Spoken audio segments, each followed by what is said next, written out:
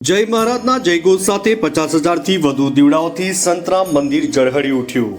શ્રી સંતરામ મંદિરમાં દેવ દિવાળીની ભવ્ય ઉજવણી કરાઈ। 1.25 લાખથી વધુ ઘી અને તેલના દીવાથી મંદિર રોશનીથી ઝગમગી ઉઠ્યું। જય મહારાજના નાદથી મંદિર પરિસર ગુંજી ઉઠ્યું। મંદિરના મહંત પૂજ્ય રામદાસજી મહારાજે સૌપ્રથમ દિવ્ય જ્યોતના આશીર્વાદથી દીવા પ્રગટાવવાની શરૂઆત કરી।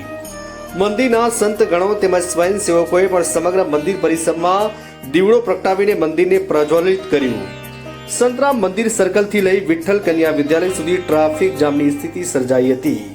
મંદિરની બહારથી તેમજ દરેક દ્વાર પરથી જય મહારાજનો જયઘોષ સાંભળવા મળ્યો। નડિયાદ સંતરામ મંદિર દેવ દિવાળીએ રોશનીથી ઝળહળી ઉઠ્યું હતું।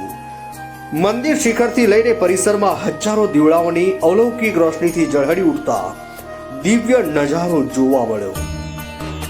નડિયાદ આણંદ સચિન પંડ્યા।